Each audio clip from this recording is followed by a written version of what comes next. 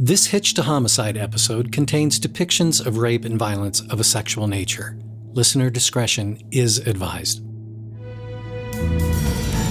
Canadians Paul and Karla were considered a beautiful couple, both from wealthy families that provided well for them.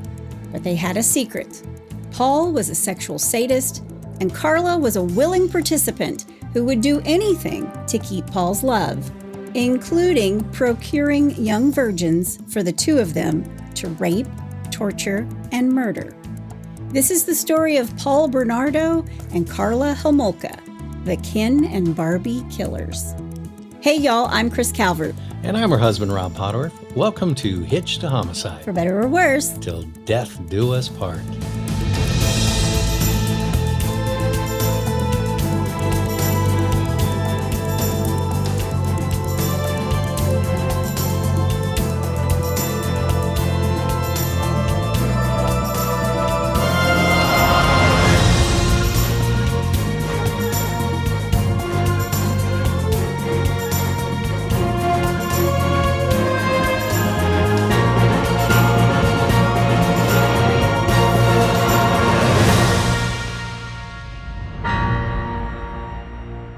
Well, welcome back, everybody. Yes, welcome. And for our Portuguese friends... Oh, this will be good. Bem-vindo. Nicely done. Yeah. And I have Scotty here with me in the studio. All right, Scotty. And it's warm out and I have a fresh haircut and I'm ready to go. Oh, my gosh. Yep. All good things, yeah, absolutely, right? Absolutely. Well, wherever you're listening, be sure to like, rate, review, subscribe. We really do appreciate all your likes and comments across all the podcast platforms. Yes, we do. We appreciate it more than you know, because the more you guys like and comment, the more we're shown to other true crime listeners. Right. And we just keep picking them up. What's the saying? I can pick up anything but loose women and change. Or maybe it's change and loose women. Yeah, if you're watching on our YouTube channel, welcome to you as well. Yes. And if you want to talk to us on the regular, you can join the closed Facebook group, The In-Laws and Outlaws. Yep. Just go to Facebook, type in H2H In-Laws and Outlaws. You'll be right there. It's such a great group. We really enjoy everybody there. There's always something on there that just makes me laugh. I know. It's great every single day. If you need a true crime laugh every day, you need to go join the group because there's a ton of true crime aficionados and comedians. Yep. And it's amazing how much a lot of these people know about true crime. Absolutely. Yeah. Absolutely. That's why I said they're true crime aficionados. Yeah. And they also give suggestions. Have you heard of this case? Have you heard of that one? Yep. And so your other friends can go look up those cases as well. Yeah. Well, I'm going to switch from comedians in our Facebook group to Canadians. Uh-oh. Okay. Are you ready to talk about the Ken and Barbie killers? Do it. Go for it. Now, I've only been to Canada once for a book signing in Ottawa. I had a really good friend, an author friend, and she's Canadian, just the nicest, Eve Langley. She hosted a book signing there. And when I was in Canada, I actually went to a McDonald's, and I like a Diet Coke with lots of ice. Mm-hmm. And so I ordered a Diet Coke with lots of ice, and there were tons of people there. And the little guy who took my order comes back, shows me the cup with the ice in it, and says, "Is this enough ice?" Wow. And I was like, I'm in Canada where everybody is so nice. They were so nice. Everybody, so nice. That's great. Well, before I get started on this other Canadian story, let me thank some sources. All That's Interesting, The Independent, The Daily Mail, Newsweek, The Sun, Murderpedia, and Investigation Discovery. All right. You ready? I am. All right, let's do it. Paul Kenneth Bernardo is born on August 27, 1964, in Toronto, Ontario, to Marilyn Eastman and Kenneth Bernardo.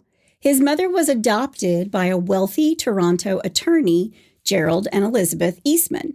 Now, his mom was raised in a very stable and loving household, but his father, Kenneth, he was the son of an Italian immigrant and an English woman, and his father had a very successful marble and tile company. And his father's upbringing was not as happy as his mother's. Okay. His father was an abusive man to his wife and his children. Okay. And after Paul's mother, Marilyn, breaks up with a boyfriend that her father didn't like, she meets Kenneth Bernardo. And these two are married in 1960. Okay. But abuse is a generational thing because the Office of Justice Programs here in the United States has stated that those who are abused as children, 1/3 of them will abuse their own kids. Really? Yeah. And Wow. Paul's father was abusive to him because Paul's grandfather was abusive to him, to his father.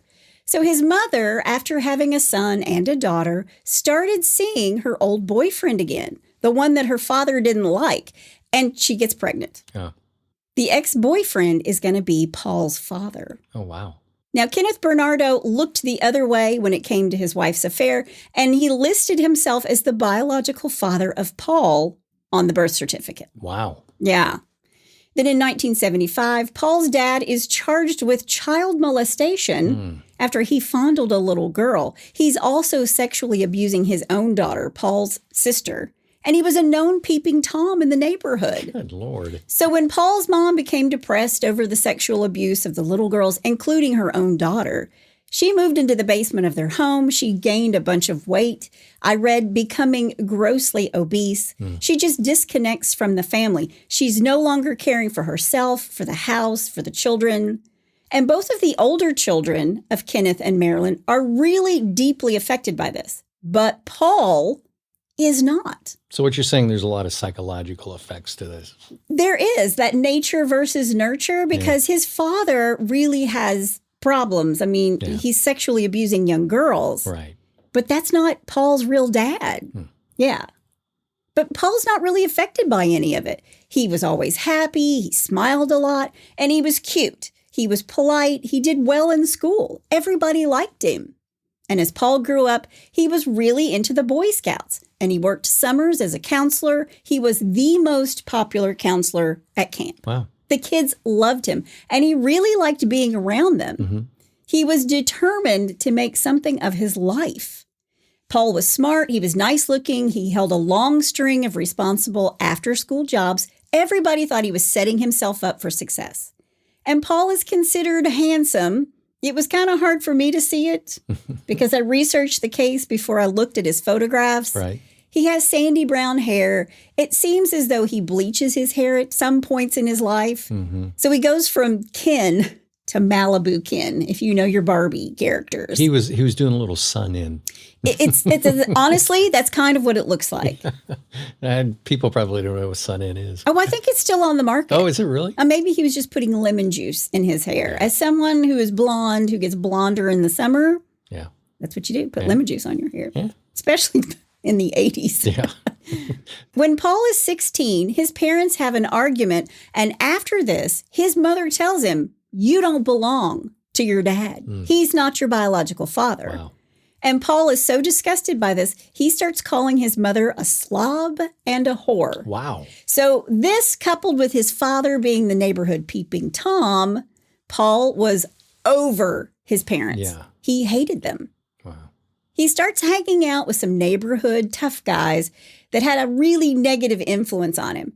These guys were petty thieves and very macho acting. And after his mother told him he was a bastard child, his attitude toward women shifted. Yeah. When Paul graduated from Sir Wilfrid Laurier Collegiate Institute, he decided to begin working for Amway. Oh. And Amway is a multi-level marketing company, in case you don't know. So you make money when you sell products, but you also make money when you sign others up to sell products. Right. And the culture of Amway really struck a chord with Paul. He started listening to all these tapes about selling and motivation.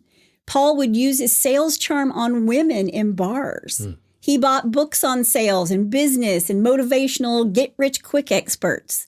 And by the time he reaches university, the University of Toronto, Paul has developed some dark sexual fantasies. So this, coupled with his charm, it just makes for a perfect storm. Sure. According to Paul, forceful anal sex was his preferred means of pleasure. Okay, this sounds more like a hurricane instead of a perfect storm. Yeah, it is. Wow. It is. Wow. Paul always wanted a submissive woman. He had a hot head. He enjoyed humiliating the women that he took out. He humiliated them in public, and in private, he would actually beat them. And Paul's friend, Van Smearnus, was fencing stolen goods. So while Paul's in college, he uses whatever means he has, be it legal or illegal, to fund some of his spending habits because he always looks like a guy who's got money. Right. When he graduates, Paul takes a junior accounting position with Price Waterhouse. And when Paul is old enough to pick a career, as you notice, he doesn't go into the family marble and tile business, but instead becomes an accountant, a bean counter, a pencil pusher. Okay. Yeah. And it was a very, very successful marble and tile company. Okay. October 1987, Paul meets Karla Homolka. Okay. Karla Leanne Homolka is born on May 4th, 1970 in Mississauga, Ontario, Canada, to parents Carol and Dorothy. Okay. Her father, Carol, with a K, Karel, is a Czechoslovakian immigrant and a traveling salesman. Now, Karla has two younger sisters, Lori, who's going to change her name later to Logan, who's just a year younger than she is, and Tammy, who is 3 years younger.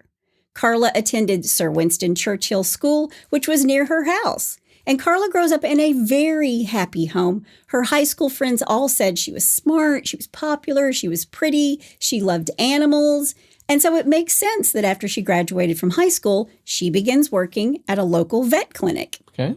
Karla is also considered nice looking, beautiful. And again, I have a hard time seeing it because I know this case. Yeah. She had a nice body and long blonde hair. She was Barbie to his kin. And I wrote in my script, she's poor man's Barbie. Because to me, like the Barbie movie is coming out, it's releasing this year, and Margot Robbie is playing Barbie. Oh, wow. Karla is no Margot Robbie. But then again, who is? Who's playing Ken? It's Ryan Gosling. Oh. So again, and he has blonde hair, so he's Malibu Ken in this movie too, which it looks like it's going to be great fun. Okay. But yeah. In 1987, while on a trip during the summer to a vet convention in Toronto, Karla meets Paul Bernardo. She's 17 and Paul is 23. These two are attracted to each other instantly. They are sexually obsessed with each other almost immediately. Wow. And they're inseparable. Paul was into sadomasochism and Karla liked it. She encouraged it. Really? In fact, at one point, Paul asks her what she would think of him if he told her he was a rapist. Really? Yeah. Okay. I'm assuming that wasn't the first date, though. I mean, probably not. But I mean, if you're with a guy for any amount of time and he says, wow, what would you think if I told you I was a rapist? Oh, geez. You'd see the skid marks as I pull out of the parking lot. Yeah. Doing a Fred Flintstone out the door. Well, Karla tells him she thought it would be cool. Oh. Yeah. Gee whiz. These two have an S&M relationship where Paul is the master and Karla is the slave. And even though these two have quite the sex life, Paul isn't happy that Karla was not a virgin. What? Okay. That's called foreshadowing. Uh-oh. Here we go. Yeah. When he meets her, she's not a virgin. He's not too happy about that. Even though he's just told her that, okay. He might be a rapist? Yeah, whatever. Yeah. Okay, go ahead. She still encourages his sadistic sexual behavior. And in fact, Paul is raping women before and after he meets her and begins this master-slave relationship with Karla. Wow. But what's cool with Karla is a reality for Paul because he's going to rape 11 young women in and around Scarborough, Ontario. Most of these girls he stalked after they got off a bus at night. Wow. I can't think of anything worse. Yeah. Gee whiz. May 4th, 1987, Paul commits his first rape in Scarborough against a 21-year-old woman in front of her parents' house. What? After following her home. Holy cow. The attack lasted more than 30 minutes, more than a half an hour. May 14th, 1987, Paul commits his second rape. He attacked a 19-year-old woman in the backyard of her parents' house. This incident lasted over an hour. Gee whiz. July 27th, 1987, Paul attempts his third rape. Although he beat this young woman, he abandoned the attack after she fought back. Ladies, fight back. Yep. Always fight back. Yep. December 16th, 1987, Paul committed his third rape against a 15-year-old girl. This rape lasted about 1 hour. A rape that lasts 1 hour. A rape is usually take you down, do the deed, and run away. Right. And he's keeping these girls. Yeah. The following day, the Toronto Police Service issued a warning to women in Scarborough traveling alone at night, especially those who are taking buses. December 23rd, 1987, Paul committed his fourth rape. During this attack, Paul raped a 17-year-old with a knife he used to threaten her. Wow. It was at this point he began to be referred to as the Scarborough Rapist. Okay. April 18th, 1988, Paul attacks a 17-year-old. This is the fifth assault, and this one lasted 45 minutes. May 25th, 1988, Paul is nearly caught by a uniformed Metro Toronto investigator who was staking out a bus shelter. And this guy notices Paul hiding under a tree. And he's like, oh, this has got to be the guy. Yeah. So he pursues him on foot. It's a foot chase, but Paul gets away. Okay. May 30th, 1988, Paul commits his sixth rape, this time in Clarkson, about 25 miles southwest of Scarborough. This attack against an 18-year-old lasted 30 minutes. October 4th, 1988, Paul attempted a seventh rape in Scarborough. His intended victim fought him off, but he inflicted 2 stab wounds to her thigh and her buttocks, which required 12 stitches. Jesus. He's getting very, very brazen. Yeah. He knows that they are looking for him. Right. November 16th, 1988, Paul committed his seventh rape against an 18-year-old in the backyard of her parents' house. So that's the third one where he has actually raped a girl on the property of her family or in the front yard, in the backyard. Yeah. Yeah. It's brazen. It's mind-blowing that he would do it right there. And this isn't even the worst of Paul. Wow. I'm getting through just the rape stuff first. Jeez. November 17th, 1988, Metro Police formed a special task force dedicated to capturing the Scarborough rapist. December 27th, 1988, an alerted neighbor chases Paul off after he had begun to attempt his eighth rape. June 20th, 1989, Paul attempted to rape another young woman. She fought against him, and her screams alerted the neighbors, and Paul fled with scratches on his face. Okay. August 15th, 1989, Paul commits his eighth rape against a 22-year-old woman. He had stalked her the previous night from outside the window of her apartment, and he waited for her to arrive home. So now he's not just randomly getting them off the bus. He's picking out women, he's watching them, and then he's waiting for them to come back. Right. This is a particularly vicious rape, and this one lasts 2 hours. Now, I promise I'm getting through all these. I'm getting through all of these. There's a reason I'm doing them all. I promise you. Okay. November 21st, 1989, Paul commits his ninth rape against a 15-year-old whom he saw in a bus shelter. This attack lasted 45 minutes. December 22nd, 1989, Paul commits his 10th rape against a 19-year-old. This attack occurred in a stairwell of an underground parking lot and lasted 30 minutes. Parking structures are one of the places that bad guys lurk. So always be careful. Yep. Now, by 1990, he has raped 11 women. He's a horrible person. Yeah. And he is spending tons of time with Karla's wonderful, wholesome family. He's leading a double life. He's definitely leading a double life. Yeah. And by this time, Paul has proposed to Karla. And these two are now engaged. Wow. So just think about this. The whole time he's dating her and having sex with her, because remember, she plays the slave, Right. he's the master. Right. He's also, on top of all of this, raping these women. I can't even comprehend that. And here's the thing. Her family really likes him. They liked him a lot. Oh, he's a charming guy. Yeah. He's a salesman. He is exactly. He's a salesman. Yeah. But what they don't know is that he's lost his job. Oh, Yeah, he's been fired from his accountant job. Really? And now he's smuggling cigarettes across the U.S.-Canadian border. man. Because Canadian tobacco companies legally export their cigarettes to the United States, only for them to be smuggled back into Canada in order to evade Canadian excise taxes. Oh. Yeah. I didn't know that. He's got a little scheme going on. Wow. We have a friend who actually deals in Canadian cars. When Canadian cars come across the border into the United States, switching them over from like kilometers to miles per hour. They have lots of stuff that they have to do with it. Right. But it's a big thing. Yeah. He does pay his taxes. Yes. It's on the up and up. It's all on the up and up. But the one thing the Homolka family does not pick up on is Paul's constant flirting with Tammy, Karla's youngest sister. He had begun to peep in her window and would go into her room to masturbate while she's asleep. Yeah. Good grief. This guy is just twisted. Well, wait, there's more. But wait, there's more. There is. Karla breaks the blinds in Tammy's room so Paul can watch her from the outside. What? She's helping him. She is helping him. Wow. Master slave. Wow.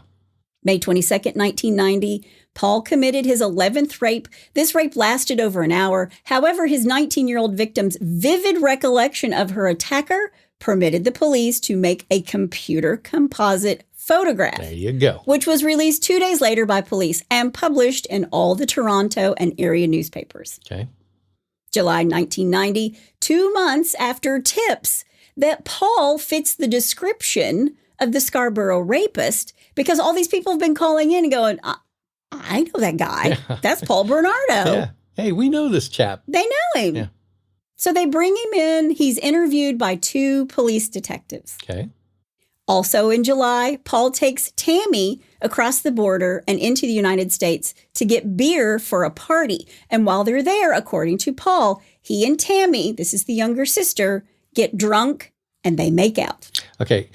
That's horrible. But what's even worse is, why would you pick U.S. beer over Canadian beer?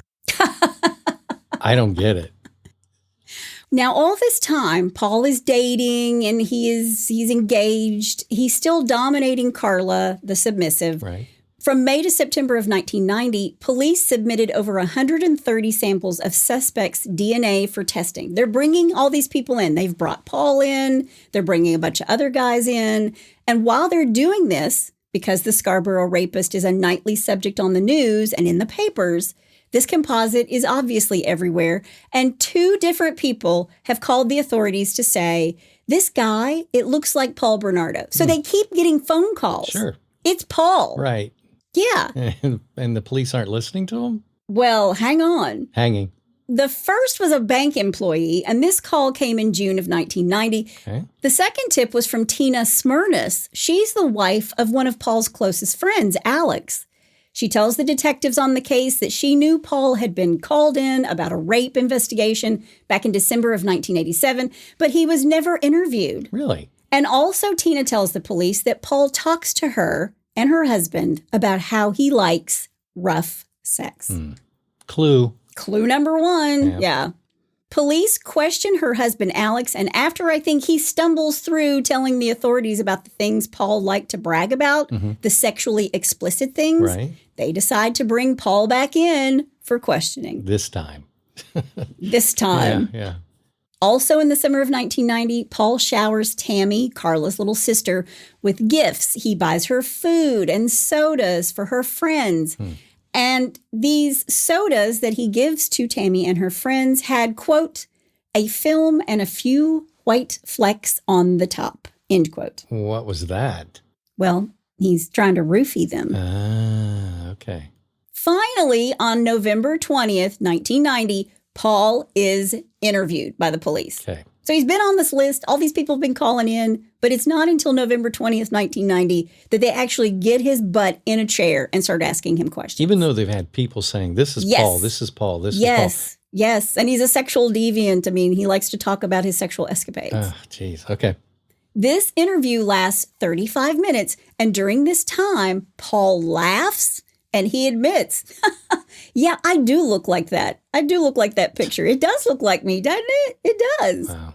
And the police are like, it does. He like charms these police officers. Wow. He gets in there and he's just like, we're a bunch of dudes talking. And yeah. But he does voluntarily give his DNA for testing. Uh-oh. Yeah. It's going to sit on a shelf forever.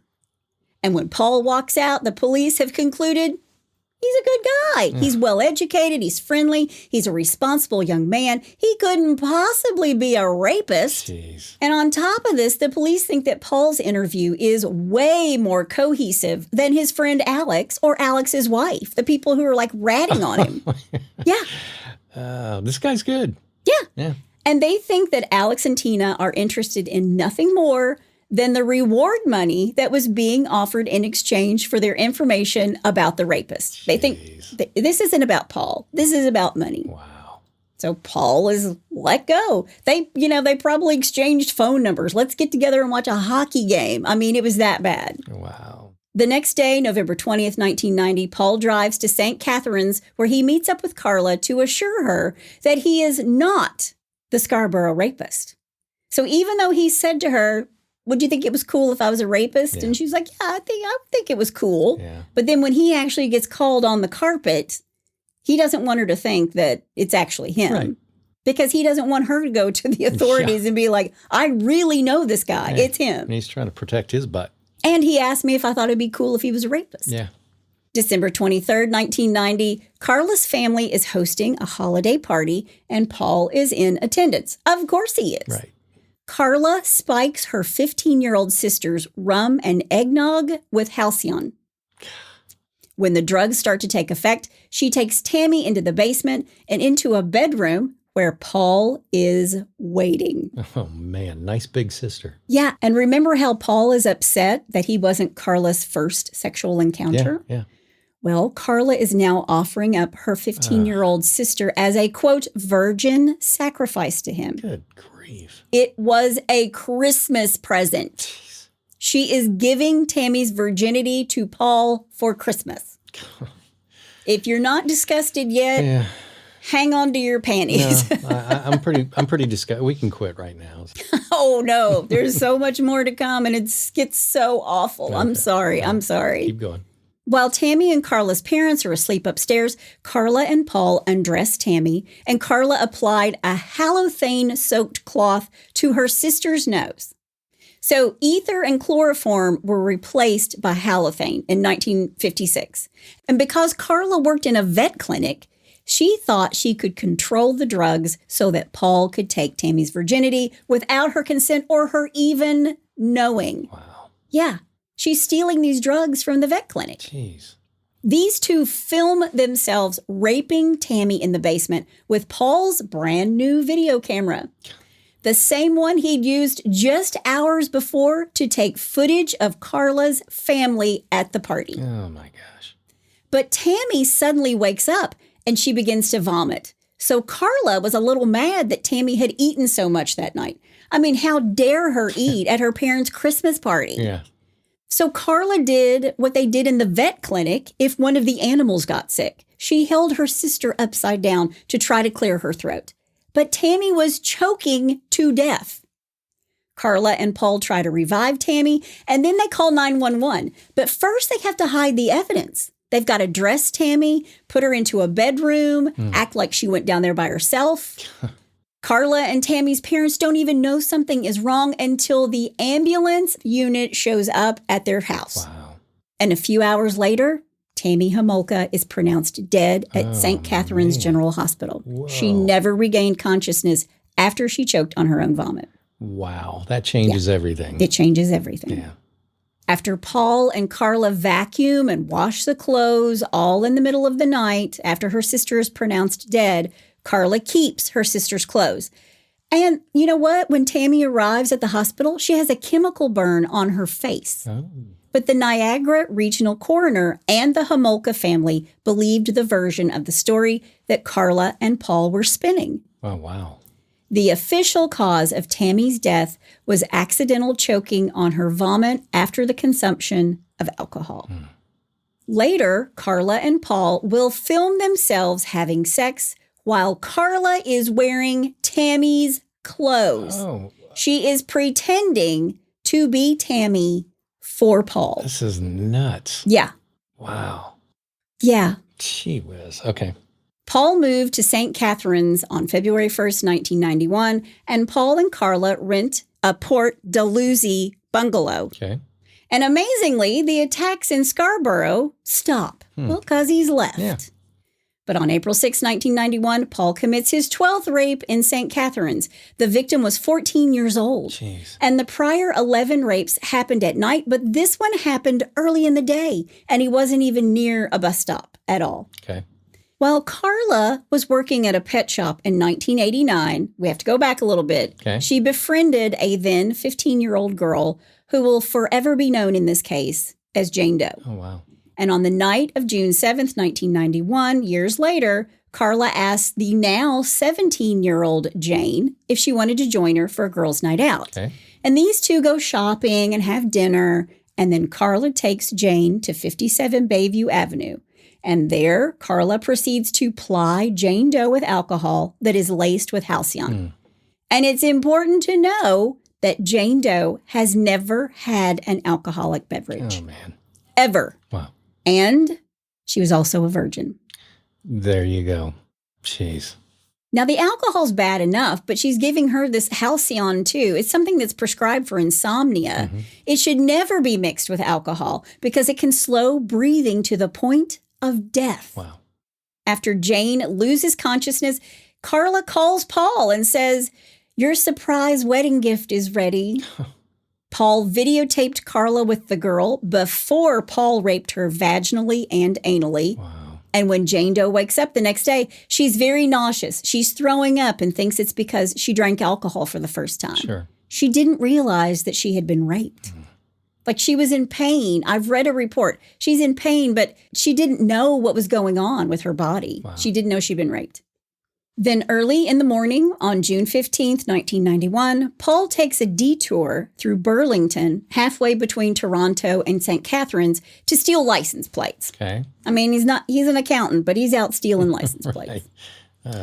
This is where Paul encounters 14-year-old Leslie Mahaffy. Leslie is born on July 5th, 1976. Her father was an oceanographer for the Canadian Federal Fisheries and Oceans. Oh, wow. And her mother was a teacher. Okay. She'd missed her Friday night curfew and was locked out of her parents' house. She had gone to a memorial for a friend who'd been killed in a car accident. When she finally makes it home, it's 2 a.m. and she couldn't find anybody to stay with. Her parents have locked her out of the house. She calls a friend and asks, can I come stay with you? Right. And her friend says, well, my parents said that I can't have anybody over. So she tells this girlfriend that she's going back to her house just to wake her parents up to get in the house. Right. Leslie had adopted this wild streak, and sometimes she wouldn't come home at all. But she always stayed in touch with her mother. She might not have come home. She might have been at a friend's house. She always called. Right. Paul approaches her and tells her he's looking to break into a neighboring house. And she didn't seem to care that he's looking to break into somebody's place. Yeah. And she only replied by asking him if he had any cigarettes. And Paul leads her to his car, blindfolds her, and then forces her into his car, driving her to Port Dalhousie. And Paul takes Leslie home with him, and Karla is still asleep. And when Karla wakes up, she's mad at Paul for using their best champagne glasses to drink with this new, quote, toy. I guess you got to have priorities, right? Yeah. But she eventually comes around to being the obedient wife that she was, and Paul tells her, we have a new, quote, playmate. Wow. Paul gives Karla specific instructions on how to make love to Leslie. He was directing her. He wanted it perfect because he's videotaping the whole thing. Jeez. But Karla is just the beginning. Paul would be brutal. Karla and Paul videotaped themselves torturing and sexually abusing Leslie Mahaffy while they listened to Bob Marley and David Bowie. Oh, my. Paul tells Leslie, quote, "You're doing a good job, Leslie, a damned good job. The next 2 hours are going to determine what I do to you. Wow. Right now, you're scoring perfect," end quote. Jeez. On another segment of the tape, the abuse escalates. Leslie is crying out in pain and begging Paul to stop. Her hands are bound in twine, and Paul is sodomizing her.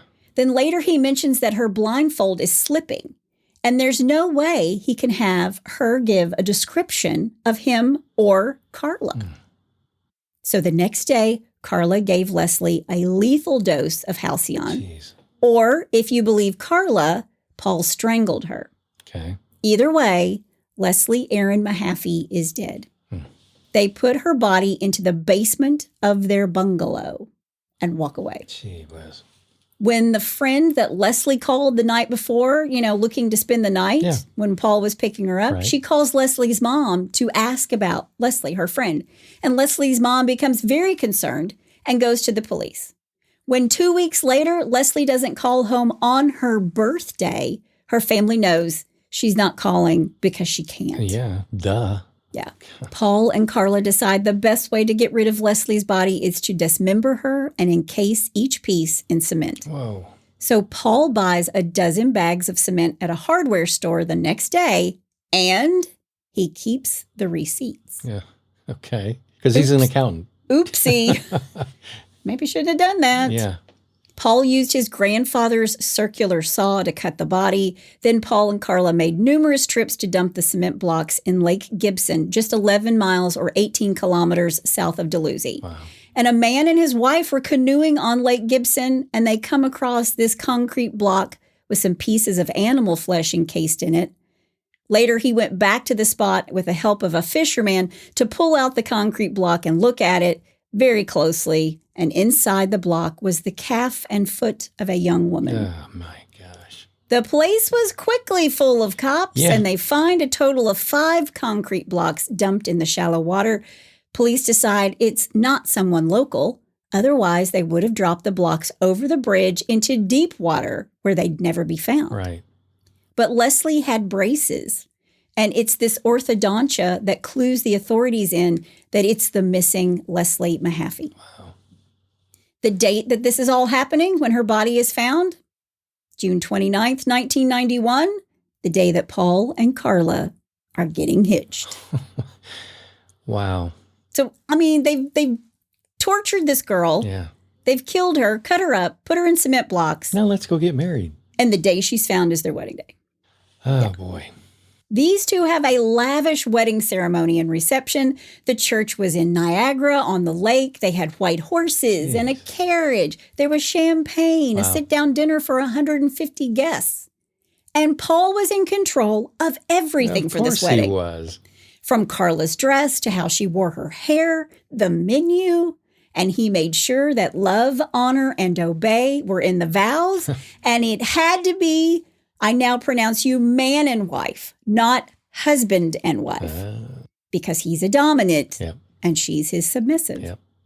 In August of 1991, Jane Doe is once again invited to Port Dalhousie, an area of St. Catharines on Lake Ontario, to spend the night with Karla. Well, why would she go back? She didn't know she'd been raped, remember? Yeah, but okay. Yeah. All right. Jane Doe is drugged and Paul rapes her, but while he's raping her, she stops breathing. No. Karla calls 911 for help, but then calls them back a few minutes later and says, quote, everything's all right, end quote. The EMS unit is recalled and they turn around, go back, and they never follow up. You can't do that these days, right? You can't do it in the United States. Yeah, once you make a 911 call, they have to, no matter what. Now, I think there are some exceptions, like if a child is, has learned at school that 911 is the number you call and they pick up the phone. Right. Because there's like some really cute things where a little boy calls 911 because he needed help with his math homework, which is adorable. What's wrong That's with that? the helpline, man. I did that when I was a sophomore. Yeah. I'm just kidding. Paul is getting aggravated with his new wife. He's angry because she's supposed to know what she's doing with these drugs that she's stolen from the vet's office. Karla is frantic. She had to do something to put the spark back into their marriage, something to make Paul love her. November 30th, 1991, 14-year-old Terry Anderson disappears. It is thought that Terry is one of Paul's victims because where she vanishes is only 2 kilometers from where another known victim will later be abducted by Paul. Really? Then for a while, Paul and Karla found a woman from Ohio who would join them for sexual trysts. But when she went back to Ohio, Paul was immediately bored and Karla needed to keep him sexually entertained and enthralled. On the afternoon of April 16th, 1992, Paul and Karla drive through St. Catharines, scoping out potential victims. School had already let out, and it was the day before Good Friday. And there were a few students walking home, but for the most part, the streets around the school are empty. They pass Holy Cross Secondary School, which is a main Catholic high school in the city. And who do they see but 15-year-old Kristen French? She's on her way home. Right. Kristen is born on May 10th, 1976. She was a member of a precision ice skating team, which won several medals. Okay. This is like synchronized ice skating, like synchronized swimming, but they're on ice. Wow. I had to look it up. It's very cool. That's cool. She's also a member of the girls' rowing team at Holy Cross, an all-around wonderful young lady. She's an athlete. She's just a great kid. Right. Paul and Karla pull into the parking lot of the nearby Grace Lutheran Church, and Karla gets out of the car with a map in her hand. She's pretending she needs directions. Kristen looks at the map, and while she's got her head down, looking at the map, Paul attacks her from behind. He brandishes a knife. He forces her into the front seat of their car. Then Karla climbs into the back seat and grabs Kristen's hair and pulls it back. This was her way of controlling Kristen in the front seat. Right. Kristen took the exact same route home every single day. It took her no more than 15 minutes. And when she got home, she needed to take care of the family dog. But when she does not show up, her parents know something's up. Right. And they immediately call the police. Right. And in 24 hours, the Niagara Regional Police assembled a team, and they were searching the area along her walking path.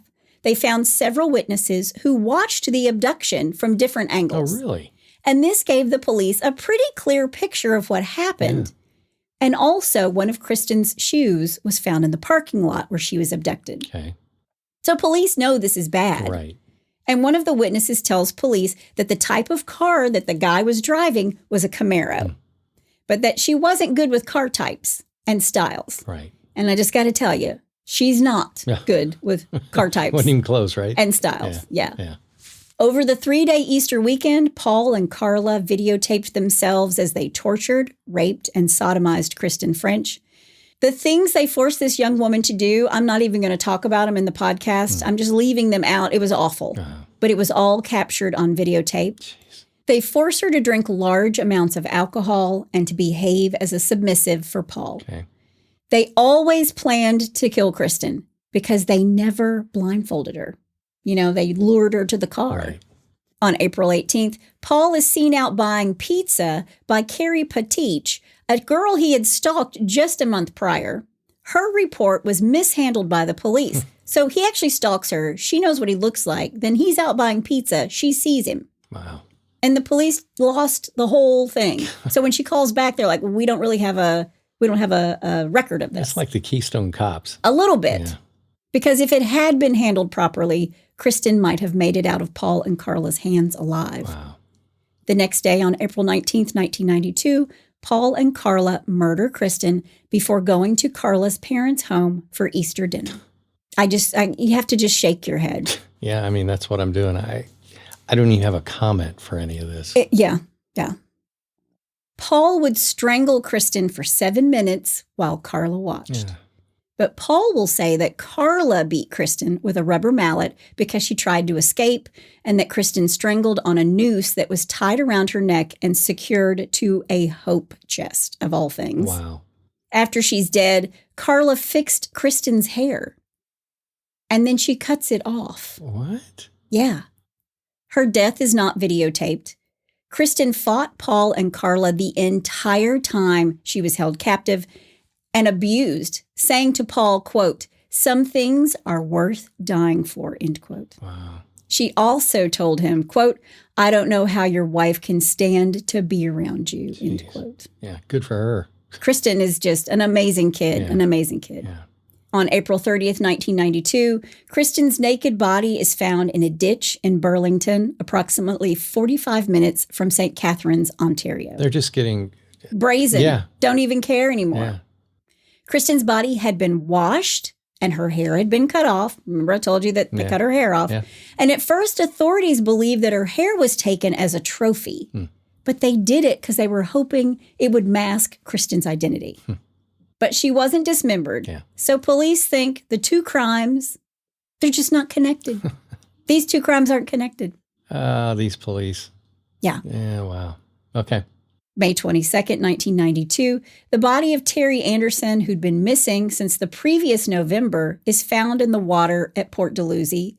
The medical examiners say no evidence of foul play, which I don't understand because her body had been in the water for about 6 months. Yeah. So how could they really make that distinction? Yeah. They think she was drinking and taking LSD, and it was a death by drowning. Okay. So the police are asking Terry's parents to accept that their A-student cheerleader, school leader, and well-liked and well-adjusted daughter was taking LSD and drinking so much that she just wandered into the freezing cold water and drowned. None of Case this closed. is true. Okay, Yeah. move along. Wow. And remember Jane Doe? Yeah. Jane will visit Karla and Paul one more time on December 22nd, 1992. Karla this time pressured her to have sex with Paul, and Jane Doe got upset and she left. Okay. Now, you might be wondering, they took his blood and saliva years ago when he was the Scarborough rapist. Right. So why are they connecting the dots all the way to Paul? Yeah. Well, because in February of 1993, Paul's samples had not been analyzed. Remember I told you they sat on a shelf. Jeez. So they dig them out after he's just in the right place at the wrong time too many times.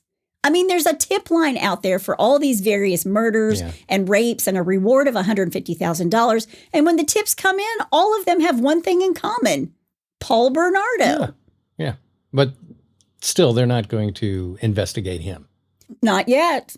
Because when police would talk to him, he was gracious and helpful. He was clean cut and orderly. Mr. Charmer. And he drove a Nissan car. And the only car that had been mentioned with any of the abductions was a Camaro. Camaro, right. And when his ex-girlfriend even goes to the police to say, listen, this composite is Paul, just like so many other people had done, she also tells him, he's a sadist. He's a rapist. And he threatened to kill me. Wow.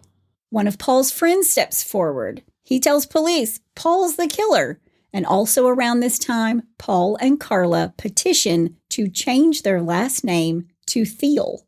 Why? A name Paul took from the 1988 movie Criminal Law.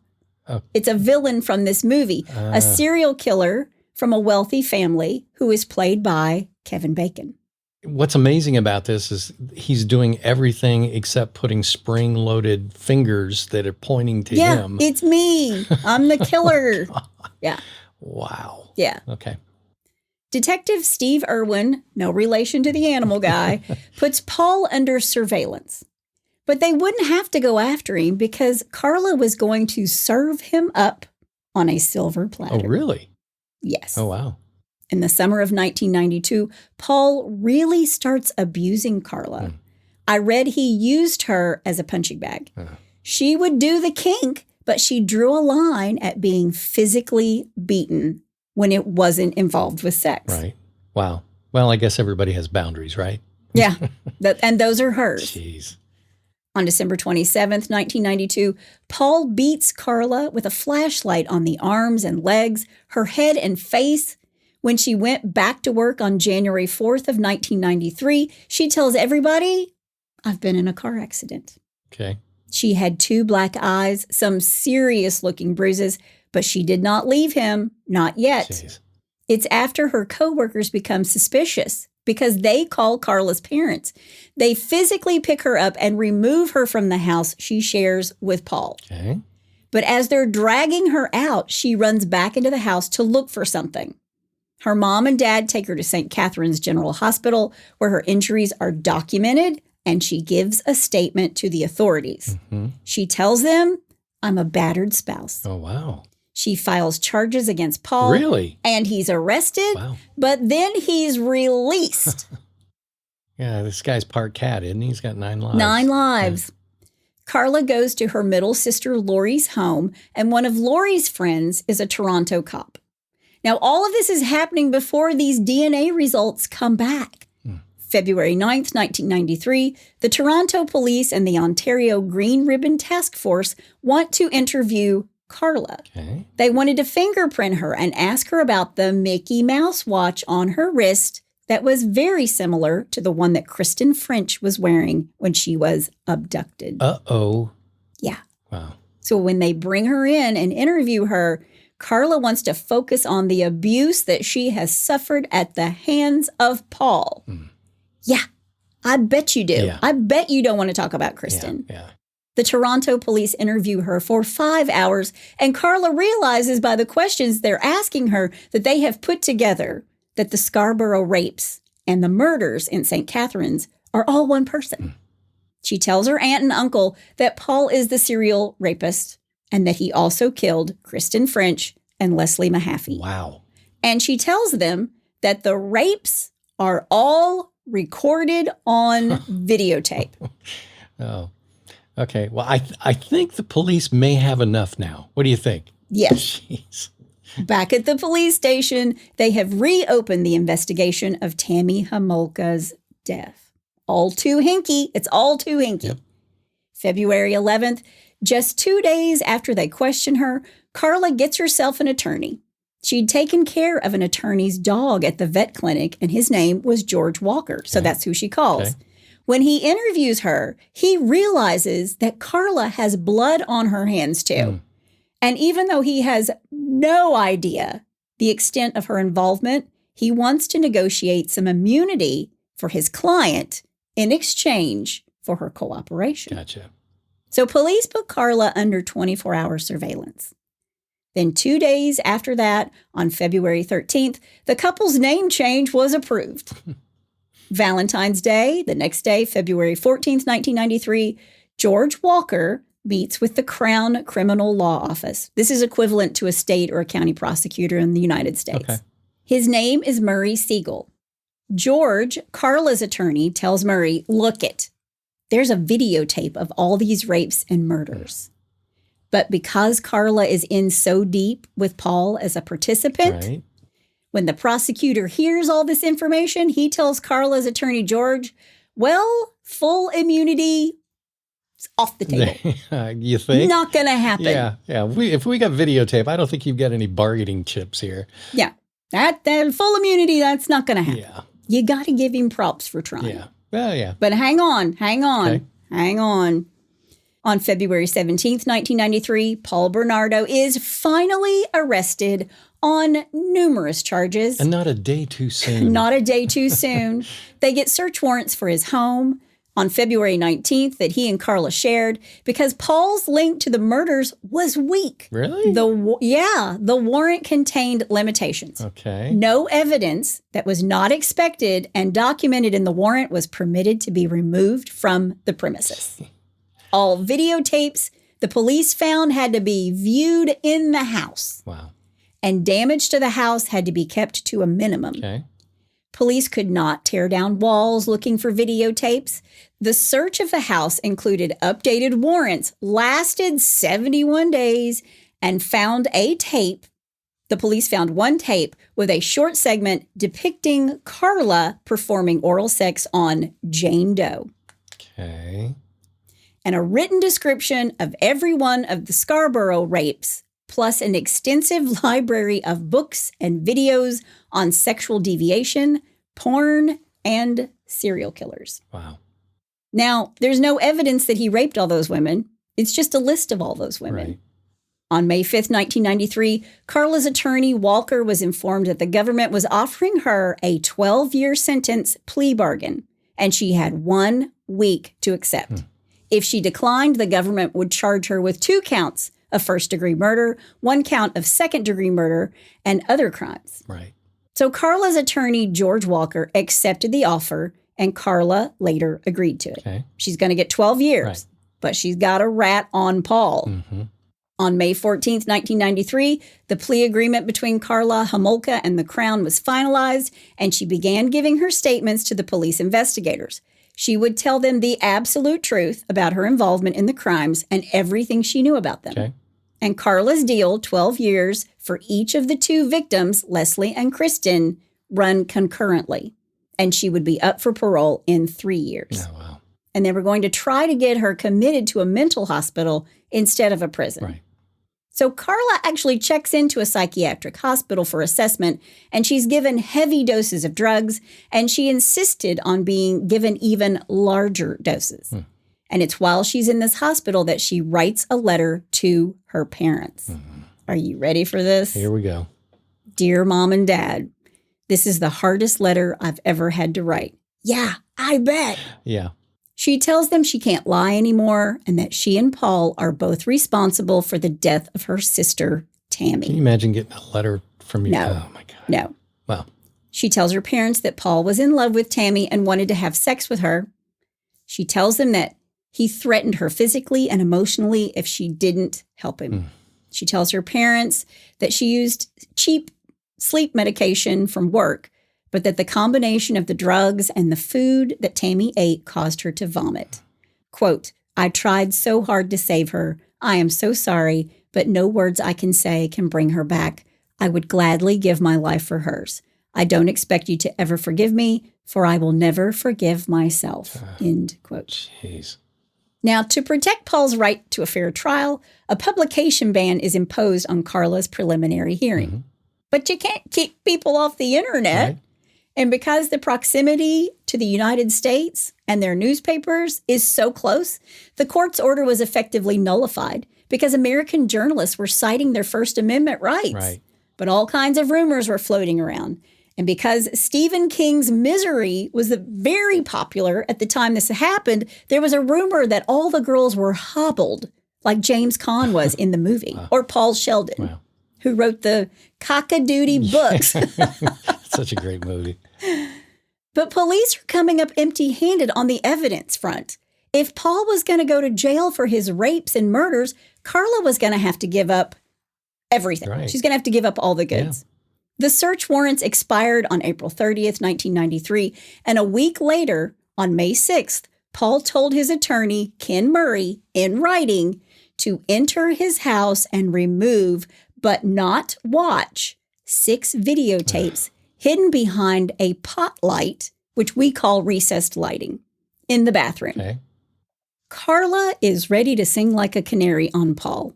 She walks the police through the house on May 17th, 1993, where they find some DNA evidence and the receipt for the cement they used to dispose of Leslie Mahaffy. Boom. Those pesky receipts. Yeah. On May 18th, 1993, Karla Homolka was arraigned on 2 counts of manslaughter. Paul Bernardo was charged with 2 counts each of kidnapping, unlawful confinement, aggravated sexual assault, and first-degree murder, as well as one of dismemberment. Oh, wow. Coincidentally, that day, Paul's attorney first watched the tapes. And Ken Murray decided he's going to hang on to these tapes and use them against Karla on the stand during Paul's trial. But neither Ken Murray or Carolyn McDonald, the other attorney who's on his defense team, they're not very experienced in criminal law. And soon they start thinking, this isn't right. Ethically, You think? this isn't right, and we're withholding evidence. By October 1993, Ken and his law partners had studied over 4,000 documents from the Crown. Ken Murray has said he was willing to hand over the tapes to the Crown if they had let him cross-examine Karla in the anticipated preliminary hearing. Okay. On these tapes, it's Karla sexually assaulting 4 female victims, having sex with a female sex worker in Atlantic City, and drugging an unconscious victim. Karla's trial was a media circus when it began on June 28, 1992, where her psychiatric report set the stage for her plea bargain deal. Quote, Karla knew what was happening, but she felt totally helpless and unable to act in her own defense or in anyone else's defense. She was, in my opinion, paralyzed with fear, and in that state became obedient and self-serving. Now, I do want to say that she plays a submissive partner in their dominant submissive relationship.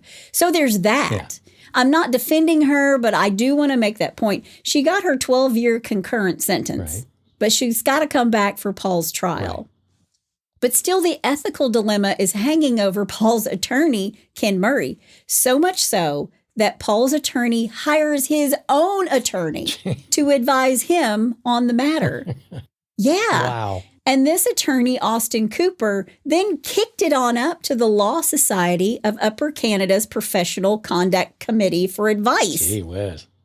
And the Law Society tells Ken Murray to seal the tapes in a package and turn them over to the judge who is presiding in Paul's trial. And they also tell him to remove himself as Paul's attorney and to tell Paul what he'd been instructed to do by the Law Society. Yeah, walk away, get away. I got to get away from you. September 12th, 1994, Austin Cooper, Ken Murray's attorney, attends Paul Bernardo's trial and tells Justice Patrick Lesage that John Rosen is replacing Ken Murray as Paul's attorney, and he explains to the court what the Law Society as a whole had advised Ken Murray to do with the tapes. Now, John Rosen, the new defense counsel, is mad because he wanted the tapes turned over to the defense before they went to the judge. Right. John Rosen held on to the tapes for 2 weeks, then turned them over to the prosecution. Whoa. Yeah. Oh, man. And what police are just now realizing is that Karla is a big part of these kidnappings. Yeah. The tortures, the rapes, the murders, the cover-ups. She's not the She's not Pollyanna. Yeah, she's not the victim here. Yeah, she's not a victim. But she's already got her 12 years. Yeah. And Paul is telling the court that he did rape the girls, but it was Karla who killed the girls, Leslie Mahaffy and Kristen French. Okay. Now, as word of all this hits the public, there is a huge outcry for Karla to be held accountable along with Paul. Right. But it's too late. Yeah. The public thinks that Karla knew where the tapes were and that she concealed the facts on Jane Doe, claiming that she was under the control of Paul. Paul's trial would be delayed for 2 years after his arrest. Part of this is the moral and ethical dilemma we just talked about. Right. Attorneys can never do anything fast. I'm sorry, attorneys. I love you, but nothing ever happens fast. In May of 1995, Paul's trial begins, and this time the videotapes are the critical pieces of evidence. Paul is facing 2 counts of first-degree murder, 2 counts of aggravated sexual assault, and 2 counts of forcible confinement, 2 counts of kidnapping, and 1 count of performing an indignity on a human body. And I'm just telling you now, that's the stuff that I didn't talk about. If you want to go look it up, go look it up. Jeez. I'm not giving it any press right here. I'm just not giving it any energy. Yeah, that's sad. The Crown prosecutor started the trial with a videotape of a close-up of Karla naked and masturbating. It's close-up and explicit. Now, that's going to send the courtroom into a tizzy. Yeah. And while they watch this tape, Karla talks about finding 13-year-old virgins for him to rape. Then the tapes of Leslie, Kristen, and Jane Doe are shown, and Karla is called to the stand to elaborate even more. Remember, this is the part of her plea bargain. Right. And it gets weird and pornographic as she details what he would do to her and the names he would call her, which I'll also leave to your imagination. Just think of every profane, derogatory term there is for a woman. Yeah. That's what he called her. When the defense gets its turn, they try to make her out to be a willing participant. Try to make Karla out to be a participant. Right. And more than that, they showed that the murder of Kristen had to be carried out so that the 2 of them could make it to Easter dinner with her parents. Now, it's at this point that everyone, including the press, realizes Karla needs to be held accountable just like Paul. Right. She's already made her deal, but even people inside the prison who are watching this trial are going to get Karla when she goes to prison because she'd been spending her time in a mental institution. Right. Yeah. And there were even online groups called Karla Homolka Death Pool. Yeah. She went to Joliet prison and stayed there for the better part of her 12-year sentence. The Canadian press called her sentence, quote, a deal with the devil, end quote. Wow. As for Paul, it was pretty cut and dry. He was convicted of almost 30 counts of rape and murder and received a life sentence on September 1st, 1995, with the possibility of parole in 25 years. In February of 2018, he was denied parole. He's still serving his life sentence in a maximum security prison in Millhaven, Ontario. He was in the Kingston Penitentiary until 2013, and most of his prison time has been in solitary confinement. Oh, really? Yeah. Wow. In 2021, he failed a second parole bid. He's been declared a dangerous offender. You think? which in Canada means he's likely going to spend the rest of his life in jail. As for Karla, she served her 12 years, and in 2005, she was released from prison. She was 35 years old. There were loads of protests from the victims' families and the whole of the Canadian public. She wanted her release to be private. Like when they let her go, she didn't want anybody to know about it, but it didn't happen. Yeah, I'm sorry, Carly. I don't think you got a choice on the matter. Yeah. And a judge in Quebec ruled that the media would not be restricted from covering her post-prison life. She eventually married her attorney's brother. Who's this idiot? Yeah. Wow. She had 3 children, a girl and 2 boys. Wow. Now, I will say that when she was released, her father was quoted as saying he would not be there to greet her. And I get that. Yeah. I do. Her parents didn't want anything to do with her. Several days after Karla's release from prison in 2005, Paul was interviewed by police and his attorney, Tony Bryant.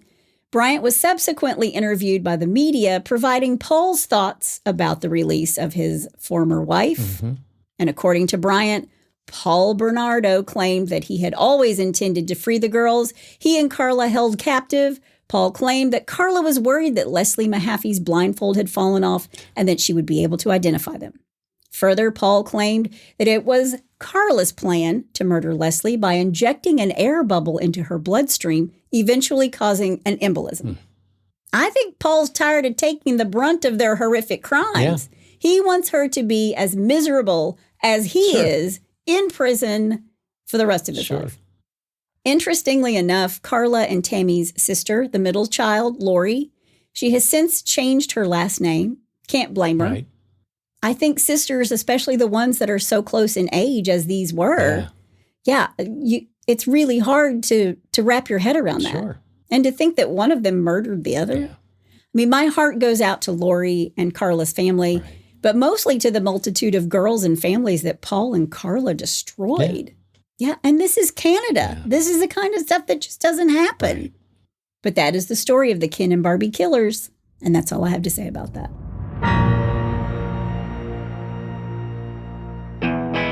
Hey, Hitched to Homicide listeners. Have you read any good books lately?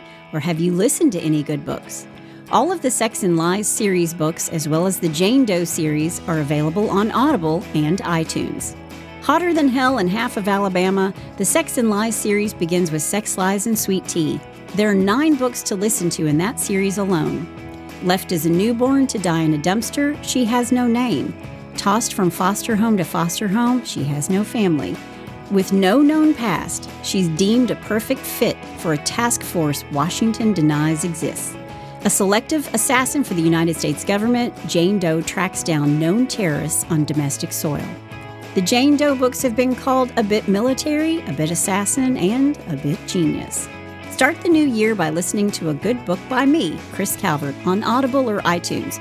Or if you like to read, go to chriscalvert.com and download some free books. And thanks for being a listener of Hitched to Homicide. Wow.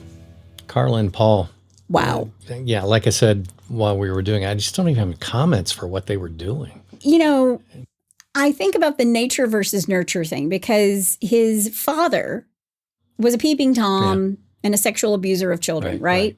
But it wasn't his biological father. Right. So was it just because he was in that household and that, but you know, all the accounts say that he was a great kid and had a wonderful upbringing. Yeah. So it's really hard to reconcile all of that. Well, but they were monsters. Yeah. Monsters. Yeah. Well, that's giving monsters a bad name.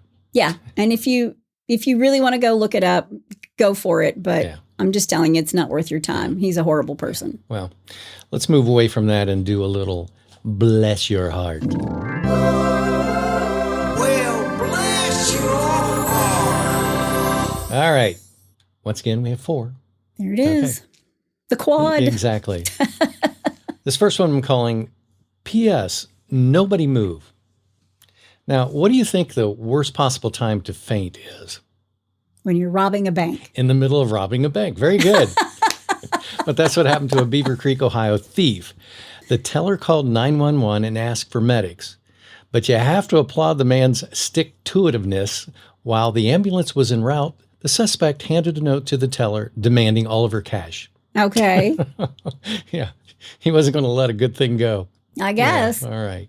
Number 2, no one likes a tattler. Tattletale? Yep. Okay. A good Samaritan noticed an elderly man being robbed, so he jumped in and punched the thief. Oh. Yeah, the thief was so upset, he called a police to complain. Oh, my gosh. Kidding me? Yeah, well, it takes all kinds. Wow. All right, this next one's called Burrito Patrol. Ooh, that sounds good. Don Juarez Ramirez. Ooh, you did that so well. Thank you. I should have said burrito. Anyway, Adon had it all figured out. He could be a cop without having to take the boring test. But he was arrested in Grapevine, Texas after pulling over a driver in his pickup truck outfitted with flashing lights. Oh. Yeah, he even had an ID badge, which he made by blacking out a restaurant gift card and etching in the words police. Aww. However, he kept the restaurant's logo, a jalapeno pepper surrounded by the words Chipotle Mexican Grill. Oh my gosh. Bless his heart. Bless his heart. And the last one, 2, idiotatjail.com. Okay. A German bank robber sent mocking emails to a local police ridiculing their efforts to arrest him. First, he let them know they had his age, build, and accent wrong. Oh, Then okay. he corrected their announcement that he had escaped on foot. No. He had a getaway car. The cops got the last word in, though, when they arrested the guy a few hours later because they used his email to trace him. Oh my gosh.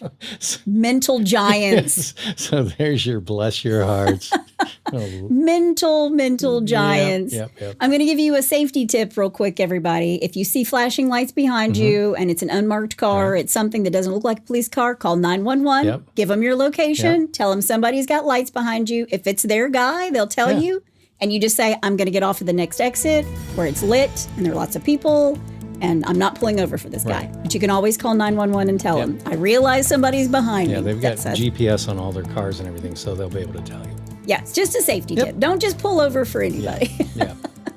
Well, if you have a bless your heart like some of these others, good Lord, help us all. Oh, man. Lord, help us.